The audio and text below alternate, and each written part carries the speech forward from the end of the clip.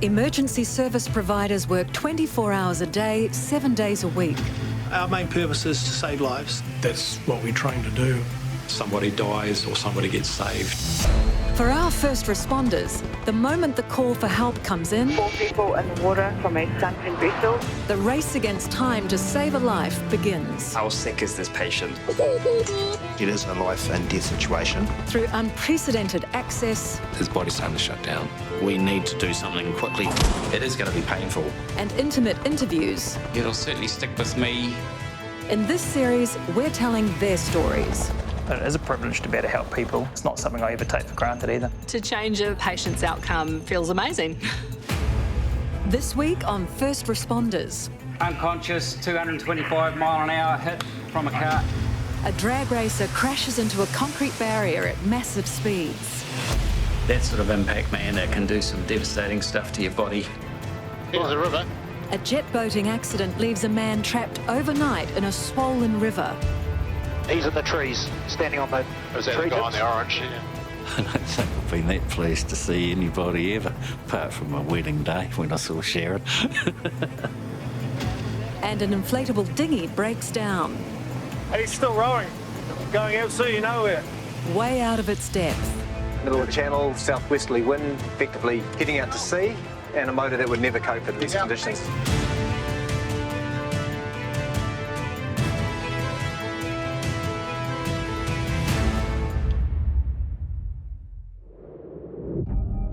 A life-threatening call has just come into the Auckland Rescue Helicopter Trust.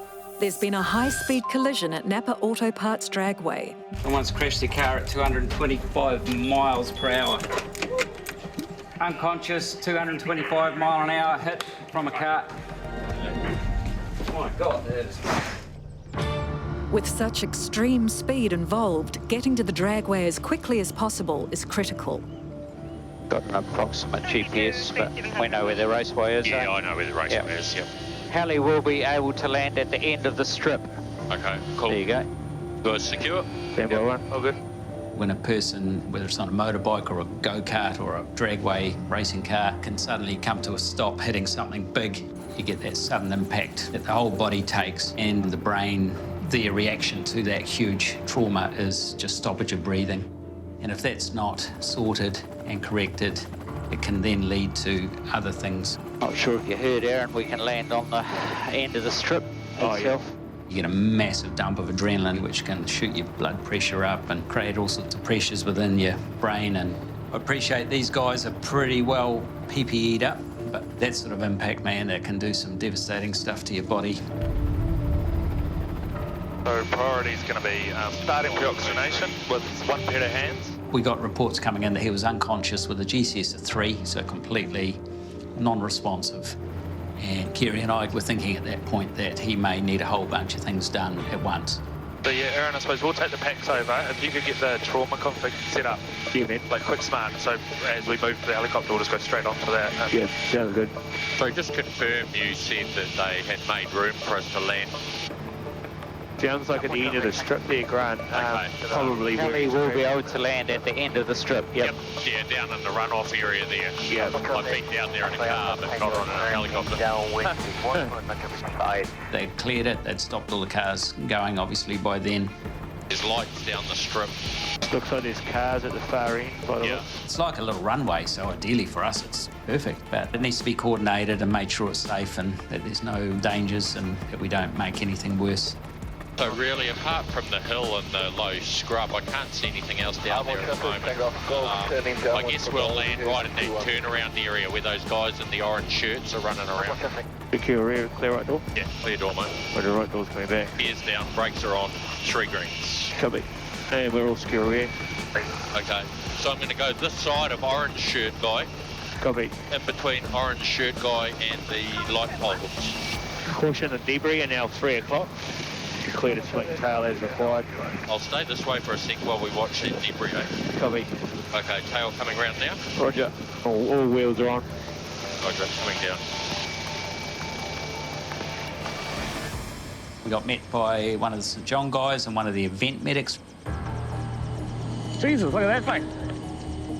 How are you going? He's rousable now and he's sort of looking around. Okay. He apparently at that stage was awake and talking, so we were straight away, whew, that's good. Initial GCS of 3. 3. We're probably making it 2 now. They've got a line and his pulse rate's up. So that sort of thing. We'll keep him at a 1 until we know otherwise. Yeah. And you could see a bit of the wreckage of the car going over. Didn't even look like a car, it was just a big engine on some twisted metal. Hello. Hey, how you going? I'm Kerry, one of the doctors. How you going? They got expert teams with the fire and raceway guys. How you going? This is Dave. Hey, Dave. He's doing about 200. Make sure that the airway's open and they're breathing, removing them and then getting them into a stretcher in the ambulance. And He's doing about 240k when he hit the wall. Has then travelled another quarter of a mile through the sand trap with his car's in. He's rolled. He initially had a GCS of 3 for about 15 minutes. Couldn't really get to him to get anything, any vitals or anything on him at that stage because of his roll cage, etc. the event medic explained that he had been unconscious and he was now alert, didn't quite remember everything. He initially had a heart rate of 150, that's down to 100 now. His stats were average, but that's because I think he was so... Trapped in there, eh? Not tacky, good radial. Dave, is it? How are you feeling? He says he's good. Do you have any pain?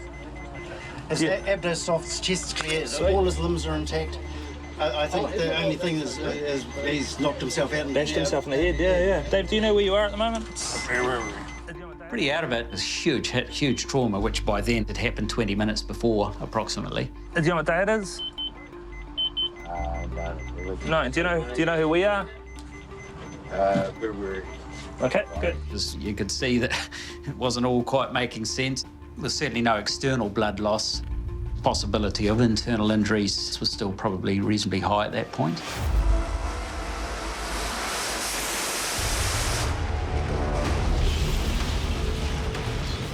The Auckland Rescue Helicopter team have rushed to the scene of a high-speed crash at the Napa Auto Parts Meremere Dragway.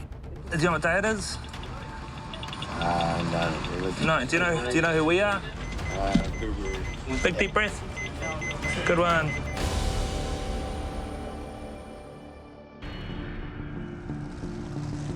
Getting in that car and hearing the nitro engine start up, I just loved it. You just on a adrenaline high of wanting to get this car down that track as fast as you can and put on a show for the crowd. I normally help Dave get ready, so we buckle him up on all his safety gear and pray most of the time that he gets down there safe and sound. And the engine that we've got in there is running the nitromethane, so that's running anywhere between 2,000 and 2,500 horsepower. And I've got to try and drive it straight down that track. I've got no memory of the accident. From what I can gather, the car left really good. And it was on what we call a march, which is a good straight run, until we got out to probably not quite halfway, and the car was slowly drifting into the other lane. And I turned it hard to the right. It didn't want to turn, so I probably took my foot off the accelerator, and then the front wheels apparently were off of the ground already, and it probably sat down on the ground, and it turned instantly straight to the wall. Nothing I could do about it. It was just full lock straight into the wall. After he'd hit the wall and then I heard the engine rev up, I knew that that was not a good thing. At that point there, we were probably around about 225 k's an hour, something like that. And then it was jammed hard against the concrete wall from there all the way past the finish line. There was no steering left in the car. It was just on a run of its own. Thoughts go through your mind, like, is he alive? What damage has been done to him?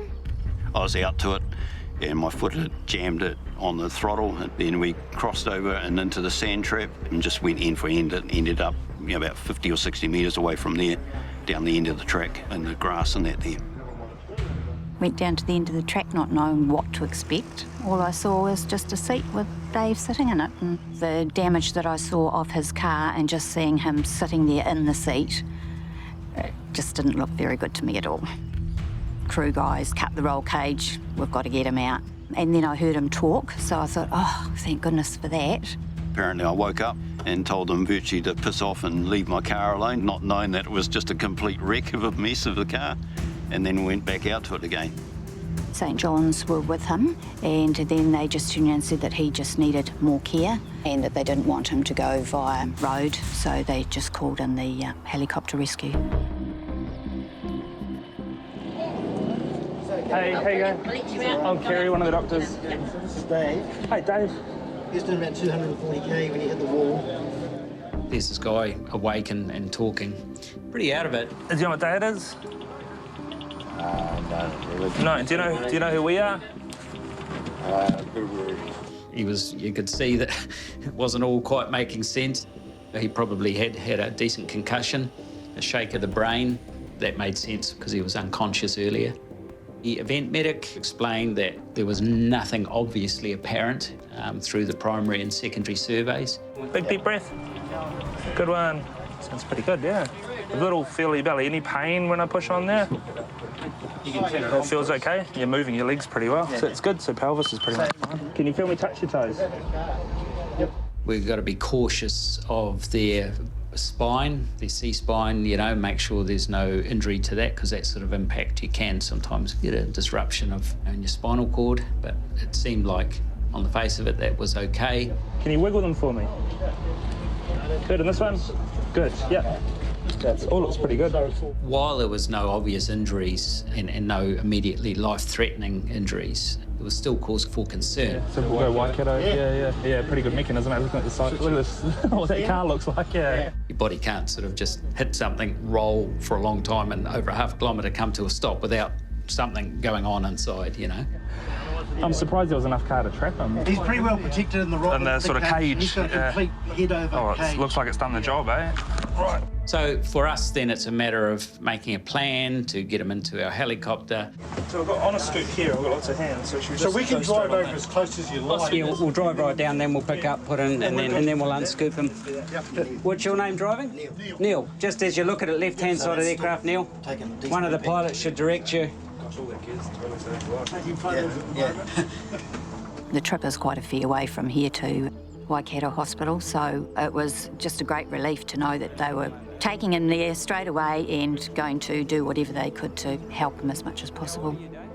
While there are no obvious signs of injury, intensive care paramedic Marcel Dreesen and pre-hospital and retrieval medicine doctor Kerry Holmes are still extremely worried. Just keep him comfortable and awake and talking and prepare for any worsening of his condition. So Dave, any pain anywhere? No. He was pretty stoic, but far out, man. Huge hit, huge trauma. Make sure you tell us if you do get sore, OK? It's really important. Kerry reiterated in particular that you need to let us know because, you know, those little things, pain somewhere, ribs, tummy, leg, whatever, those are indicators of your body telling you something's wrong, clearly. Okay. On 3, 1, 2, 3. Pass down, pass down, pass down, and we're going to take the scoop off. We explained to Dave that it was around about a 20-minute flight down to Waikato Hospital, and we would look after him. Take care, buddy. We'll look after him. See you soon, mate. Thanks, Al, for your help. That's awesome. I'll put this on for you. Hearing protection. If we need to talk to you, we can, man. Guys secure? Hey, Pep, secure. Yep. They're on the left there. Your left. Okay, coming up. That was kilometres an hour, not miles an hour, rather. Initially, there was a bit of confusion around the speed, and we got it as 225 miles an hour. And then it was decided, no, it was 225 kilometres an hour, which is still phenomenally fast. Either way, it was huge, and to survive that as well as he did, it was remarkable. Yeah, absolutely remarkable. Did you get a photo of the car? Oh, I did. Oh, good. I got a couple, yeah. Could you send it to me? Because I'll show it to the people in the resource page. Yeah, cool, me. I've been to less impact speed hits that people have, you know, been terribly injured or even deceased, you know, as a result of. Hey, how you feeling? Yeah, good, mate. Are you in pain anywhere? Nah, all good, mate. No worries. So for him to be talking to us after that was just amazing. Yeah. We don't want you being stoic. We want to hear if you're in pain. It's important. Yeah, it's really important, but... No? Good. Okay. Still remember what day it is? Units, purple call, Great Right. Well done, mate. No medical history, eh? Not that we got at all, yeah. ED Waikato receiving. Waikato, this is Westpac Rescue 1, our copy. We're coming to you from the Meremere drag strip. We have on board a 9-year-old male. Communicating with the hospital of the severity and nature of the injury or medical condition of patients that we're carrying is pretty important, especially for the critically injured and the seriously injured people. He was in a car travelling 220 kilometres an hour, hitting a wall and then continuing on for some time. Someone like him automatically puts out a trauma call to the emergency department team. They can get all their right surgeons and start readying theatres. He was wearing full PPE, initially unconscious with a GCS of 3. On our arrival 20 minutes later, the GCS of 14. He's travelling status 2 now. Odds all within normal limits. We'll be with you on the pad in 8 minutes so we can have an orderly with the orange trolley to meet us. Copy that, Westpac 1. Trauma call will be placed. Through to resus, we'll have the trolley and attendant on the pad for your arrival. ED Waikato out. Westpac 1 copy, thank you. It just seems as though it's something I've watched on the news, that you see on the news. Okay, that was pretty serious. Okay, just northern edge of Hamilton Township at 1,300 for Waikato Hospital with 5 on board. But you don't comprehend because you weren't there. And that's what it feels to me, as though I wasn't there.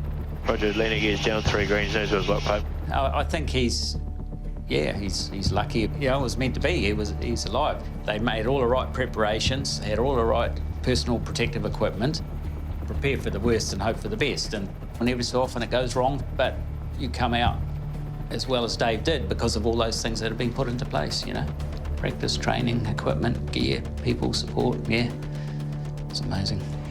Just going to move you up into the hospital. So we're at the hospital because you had a crash. Okay. And you blacked out for a little bit, and we just want you to be checked out and make sure everything's okay.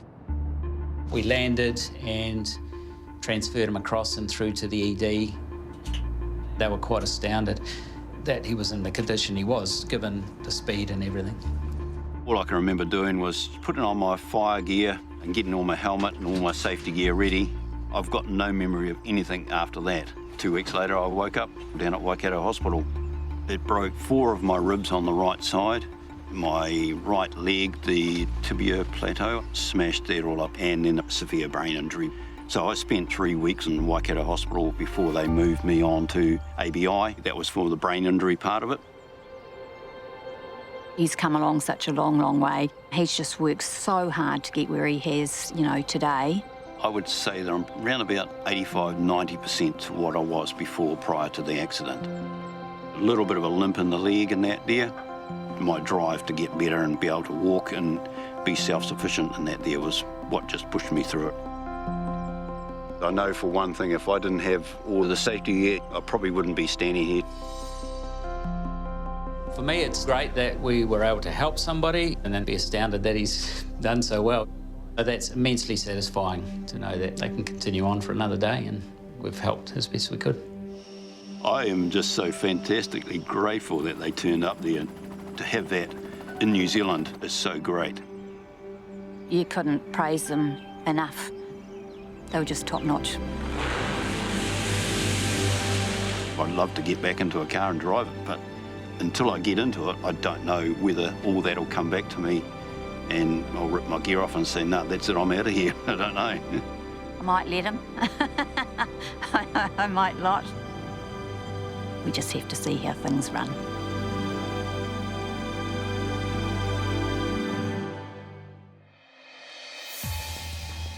A jet boater missing for 24 hours in the swollen and fast-moving Rangitata River has just been found by a police-led search and rescue team. But he's stranded on logs, so it's up to GCH Aviation to rescue him.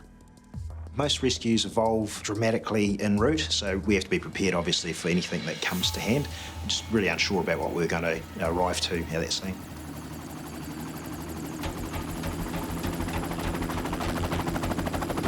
Just one person in the jet boat? One person, believe, in a jet boat. The guy at Tom said it might be a bit hard to see the boat because it's in the tree. So the only other thing we might do, fella, is chuck a harness on it. If we get over the top of it, we can boom me down. It depends where they are. They described it as a winch and in a tree. All right, we'll just see what's up when we get there.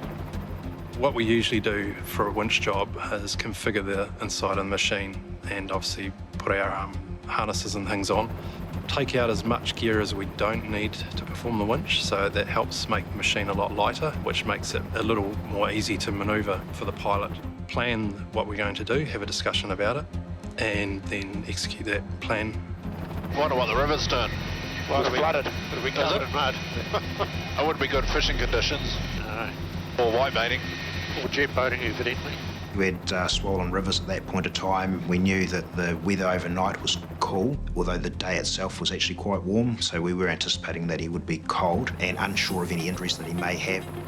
Yeah, if you have a look in the riverbed, you should see 2 4-wheel drives out in the open, and the subject's about 30 metres from them, middle of stream. Copy all. Is there room for us to land, or is it a likely winch? No, definite winch job. He's stuck on debris right in the middle of the river. We'll have to land copy all to configure. We'll have a circuit where we'll land, chuck the bed out. I know how crook he is. Since last night, yesterday, it's been overnight there. Be hungry. I'd be hungry. Yeah. Dinner taking a snack. Winch down some snack bars. Yeah. Here's the river. 2 4-wheel drives. Yeah, I am. Got him. 2 o'clock close. Where's the boat? Oh, he's in the island, all right. Oh, is he the orange bit? He's in the trees, standing on the Is that the guy in the orange? Yeah. I might just duck my head through those trees and just have a quick look. Yeah. Would that be all right? Yeah, totally. All right. Clear for doors? Clear doors. Probably, thank you. Yeah, I'll just quickly duck over and then come back. How's it going? Good, good. It's going to have a quick eyeball. Yeah.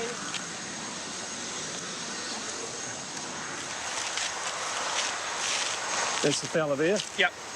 Just the one on the blue shirt? Yep, just one person, that's all he is. Okay, I'll just get a photo to show the guys so we know where we're going to winch from. I'm looking at the patient. He appeared fairly relaxed and didn't appear agitated, and he was sitting down, which is good. The risks involved are obviously anything that goes wrong during a winch is usually quite bad, and you're dealing with high water flow. We're aware that the river's rising. We're concerned about the environment he's in. Obviously, he's been there overnight, and the other factors we're concerned about is the effects of the helicopter, the rotor wash. Is that going to create a problem for him? Is it likely to blow him around? Is it likely to create some of that debris to fall or move? So a lot of factors involved in that decision. Well, we're just going to be cautious, don't want to blow them off. Yeah. So maybe similar to height to the trees?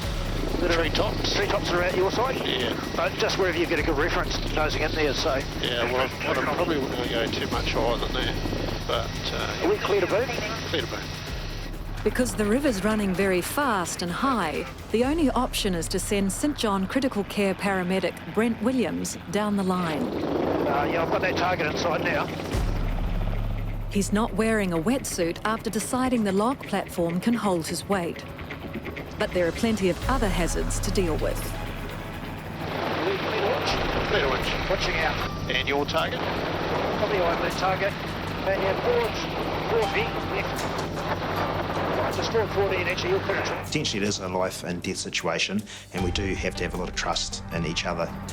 We've been together for a significant period of time, and I think, like in most team situations, you know, that's where you get the real benefit, and we certainly have that here. Just hold it. Almost coming up. 10 foot now. So over 10 foot signal and a safety pause, continuing. And he's just making his way to the patient now. Weight coming on. Hang on. Yep. Weight is now off. Richard. So just hold that position. Hold it. Just stay on there, Brett. Yep. You might want to let some slack off. Yep. This is really stable. Is it? I can happily come off. Unless you guys want to hang there. I'm happy to stay. Yeah, I'm happy to hang. Okay. I'll just make myself comfy. Copy. I might just unhook, because in case you guys move, I don't want to be pulled off. Okay? Yep, roger that, if you're comfortable there. Roger. I'm off hook now. Okay, I'm going to take it away from your head. Not too windy down there? It's good, it's good. How you doing? You've been here all night? Yeah. Are you cold? Until about half an hour ago, it's still a bit cold. Are you okay with height? Yeah, I'm thinking. I don't think I've been that pleased to see anybody ever, apart from my wedding day when I saw Sharon. It was a big relief here. Where we live, they usually fly over our house, and I'd often thought I wouldn't mind a look in one of those one day. Little did I know I was really going to get a look in it. I'm not gonna... He's not injured, he's just cold. Yep. Are you ready to take the weight? I'm going to stand up and stand him up. Okay. I'm just taking a bit with the winch as they stand up. Are you happy there, Rob? Yep. Okay, I'm ready. Okay, up gently and take the weight of 2. Up to take the weight of 2. And weight's coming on. Weight's coming on. Weight is now on. Have double thumb. Steady up. Clear the winch in. Clear the winch. Winching in. You actually go up quite quick, I suppose, between the chopper lifting and the winch going up. It all happens quite fast, but it was actually quite good fun. I'd do it again any time. Not that I probably want to do it under these circumstances, but yeah. Quite high, isn't it? And approaching the skids now. Roger. Just 100 feet. Steady left. Before you need to drop on those people. Yep. So that's the skids and safety forwards continuing. And booming in. I'll just hook on to the safety strap. Yep. I'm on. Okay, we can fly over to our sporting point if you like. Brent's out on the skids with me. Yep. Drop a couple of mils of cable. Over the cable, yeah, cheers. Heavy? So yeah, clear to move to the board point or staging area. Roger. John became stranded when trying to do a Hamilton turn, a manoeuvre which should bring a jet boat to a sudden stop. In the excitement of it all, I'd pulled the key out of the ignition, probably just a tiny bit, enough to stop it turning. And then I realised, and just the same time the engine fired up, we hit the side of the tree and side on, and it was huge current, and it just flipped the boat like it was all over in probably less than a second. Hey, he seems okay. We're going to shut down and give him a once over, and then just decide what he wants to do. Yep. Where's his boat? Is it under those logs? Oh, really? Yeah. He's not in it. It's come down and it's hooked under, and he's failed. We can't see it, but when we first got there, he was pointing down underneath him when we were asking where the boat was. So he's lucky. You wouldn't have even found him until the river went down. Yeah. I washed up against the logs that I was found on, and there was a real big swirly thing that was trying to pull me underneath the logs, and I managed to sort of catch on like this, and it took me all I had to drag myself up, even to get up to, my chest out of the water. And I looked round, the boat was coming, and it was sort of now or never type situation, and I managed to just get myself up out of the water. I just got my feet onto the log just out of the water as the boat smashed into it right at my feet. So I pretty quickly decided I wasn't going anywhere. I was stuck there. So how are you feeling within yourself? Did you get any traumatic injuries or anything along those lines? Just cuts and bruises? And you end up in the water? Did you get wet? I was. Yeah, no, it was under.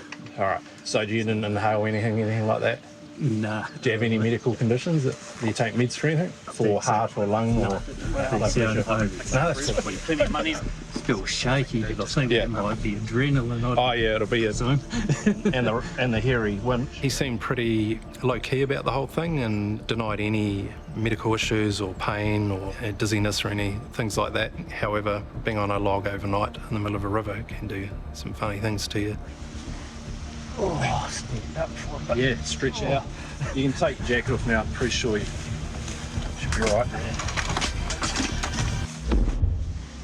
Oh, stand up for a bit. Yeah, stretch out. You can take your jacket off now. I'm pretty sure you should be all right. After spending an entire night trapped on a log in the Rangitata River, John is now out of harm's way, but his sudden collapse is alarming. Just nice and relaxed, don't fidget. Your heart's going pretty quick. Don't feel short of breath or don't feel like you've got to catch your breath all the time? Yeah, I just have to put the heart leads on because your heart's not cranking down. Around about 155, 96, 156, and his BP's cranked right up, but that's not surprising. What I'm going to get you to do is perch on this seat again, and I'm going to get the 12 lead, which just puts me putting a few more wires on you. Yep. Relax, no talking, you're allowed to breathe. I'm just going to see if you're lying or not with this. How old are you, mate? 57 in July. I'm just going to have a look at this. Yeah, this rate's coming down a wee bit. So 160, 110, blood pressure, still tacky, sats at 97, temps 37.2, average, both years. So it's against what he's been, it's up slightly. So. My heart rate was really high and my blood pressure was way up high and I was shivering quite a bit because where I was, there was a whole lot of trees up behind me and I didn't actually get into the sun until just after 12 and I was just so cold. Or even the next day, just now and again, you'd give a big shiver. I think your body was just so used to shivering, it took a while to stop. Your heart rate's sort of cranking along, but it's understandable given what you've gone through. You've been winched and that will do it. But what we want to do is set lower appreciably before we can say, hey, it's all cool for you to go away and then face more stresses, which could crank it back up again. Okay, everyone happy? Yep. So, Potsy. Ashburton Hospital, kind sir.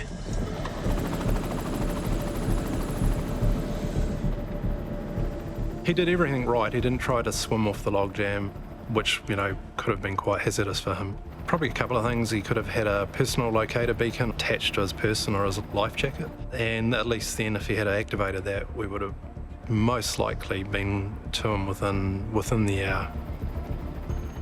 Oh, they got a wheelchair. Good stuff. After John's ordeal, no one's taking any chances, so he spent 3 hours under observation before being released.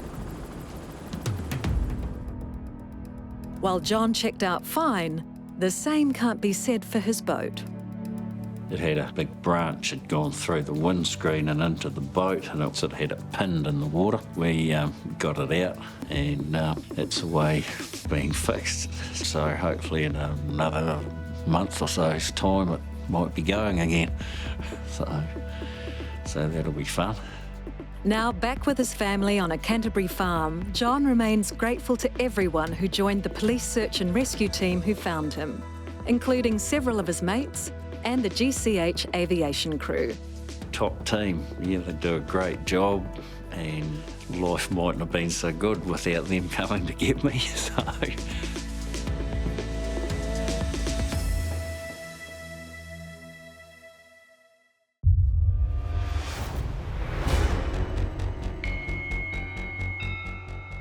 A boat's in trouble on Auckland's Waitemata Harbour, so Coast Guard volunteer skipper Martin Taylor and his team waste no time launching the vessel Rescue Alpha. Alpha, Coast Guard radio UHS.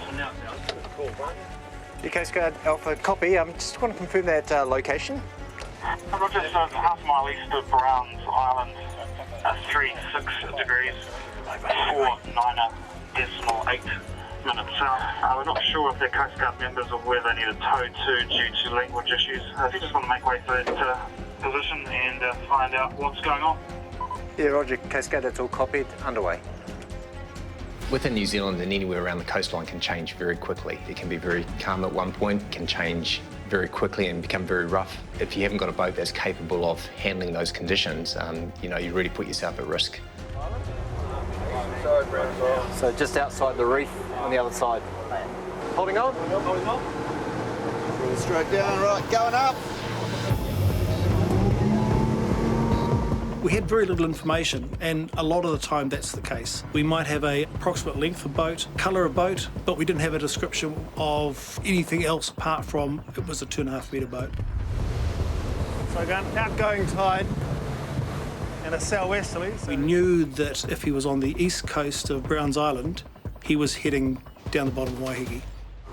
The job's been called in by a tugboat which is keeping watch on the broken down inflatable, but they're not resourced to take care of the rescue mission. Anything on radar? No, you've only got the vessel in front of us.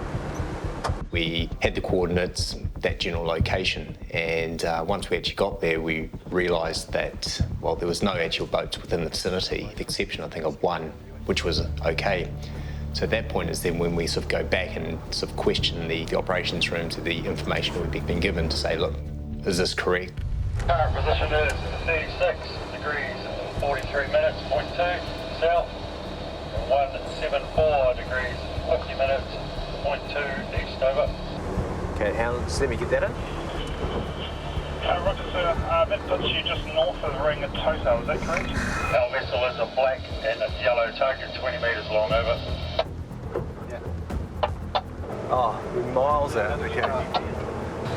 It's right out in the channel, around the other side, so yeah. You around hanging on? That's an example of somebody giving a position which is miles wrong to where they actually are. Often done by maybe placing their cursor on the GPS. So we're probably about 6 miles different to what they've given us. So for a 2.5 metre dinghy, he's a long way from home. The tug was purely a person just came across the dinghy on the water, so I guess in their first instance they thought, here's a small inflatable that is probably a lot further out to sea than it really should be. Coast Guard Alpha, copy on 1. Yeah, it's there, over there, I reckon. Kept on indicating that he was okay, so they couldn't really offer any assistance, and at that point is when they called Coast Guard and said, hey look, we've got somebody out here. To your left is a little dinghy. Oh yeah. He's still rowing. Going absolutely nowhere. Ready, go ahead. Yeah, Coast Guard just confirming we are now on scene. A small white inflatable, 2.5 metre. Approximately probably a 2 to 3 horsepower engine. Gentleman is rowing and we're going to go to assist now. Roger, thanks for that. It's all received. Keep us updated. Coast Guard radio out. This is where a small inflatable should not be. Middle of the channel, southwesterly wind, effectively heading out to sea, and a motor that would never cope in these conditions as well. When we found him, the tug had stayed with him, which was great, and he was rowing back towards Campbell's Bay. And he was going backwards, which is forwards from a dinghy's point of view, which means he was heading out to sea. So we had a situation where we've got a guy with no communications, he's not making headway, got an outgoing tide, southwesterly, which is blowing him offshore, and there's not a lot between him and Chile. Okay. From Rescue Alpha, you copy? Yes, go ahead. Yeah, guys, thanks for your assistance. We'll carry this on from here, and looks like he does need some help to get back to shore. Yeah, right. Thanks, guys. Thanks for coming out, Appreciate it. I think he might have had the intention just to go fishing near the rocks and be fairly close. He had an outboard motor that he assumed was going to work okay, so in his mind he thought, well, I'm going to be pretty close, I don't need a lot. But really, he went out, apart from the life jacket, he really had nothing on board. It was probably an innocent mistake, not checking the weather or knowing what it is. You okay? Yes. No. Okay. The weather's closed. Where did you come from? From there. Which beach? Takapuna? Rosse Bay? Yes. Yes, okay. And your motor is? Yes, the engine out of work. Yeah. You're a very lucky man. Because next stop would have been Chile. And it really was blowing probably a southwest, and it was increasing as well. So once we arrived and once we got him on board, the conditions probably got 10 times worse again. So he would have been just struggling from there on in. Looks like he does need some help to get back to shore. The Coast Guards rescued a man on Auckland's Waitemata Harbour who seems to have no idea what a close call he's had. You're a very lucky man. Because next stop would have been Chile. From the time once we arrived and once we got him on board, the conditions probably got 10 times worse again. So he would have been just struggling from there on in. Now the Coast Guard need to get the man and his broken down boat to shore. Usually towing a boat like that, especially given the sea conditions and the fact that the southwesterly was coming up, would have meant a pretty slow tow, so it was just easier to bring the thing on board.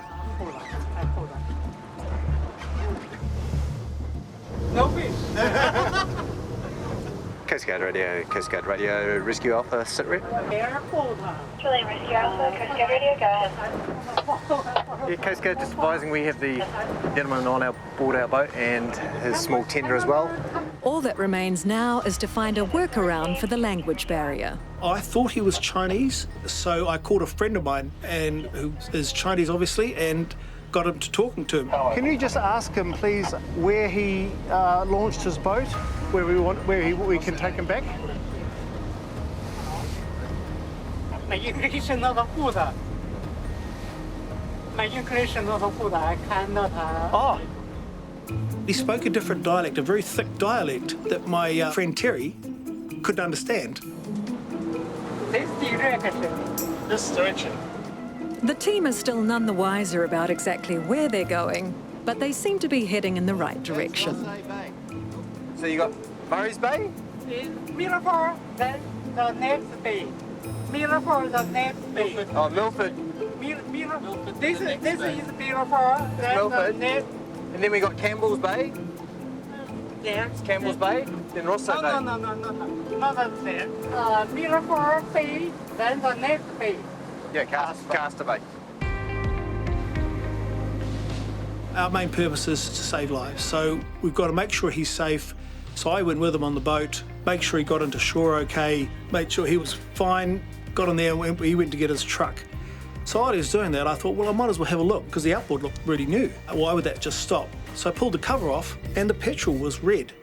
Now, 91 fuel is red, but these are two-stroke engines, and they require oil mixed in with the fuel, and then it goes green, and the fuel was red.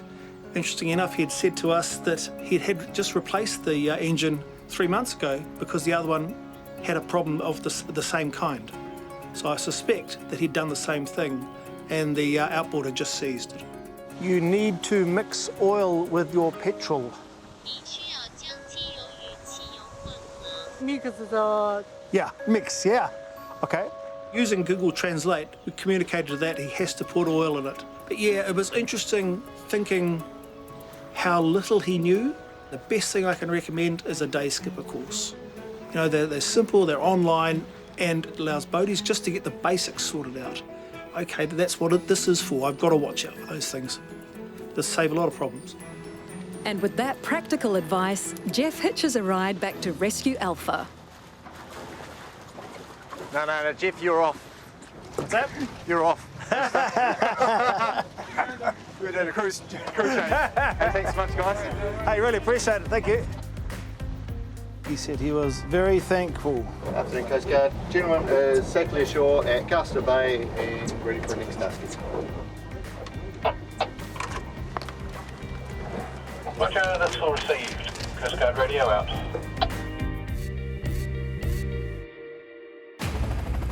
Next time on First Responders. 4 persons on board and the boat has sunk. Every second counts. As with people in the water, time really is of the essence. As rescuers race to save 4 people just moments from drowning. The prospects were not good, and there's a real sense of urgency. Pristine golden sand beaches They put the weight of the helicopter on that soft sand so it'll just sink in. are no picnic for helicopters. We don't tend to land on the beach because if we can't restart the aircraft, we've just got a $15 million aircraft that's been flooded. Hello. And an injured tramper. I think I said to the guy, I was like, I'm heavier than I look. And he goes, I'm very strong, it's fine. And I was like, no. Puts on a brave face when walking isn't an option.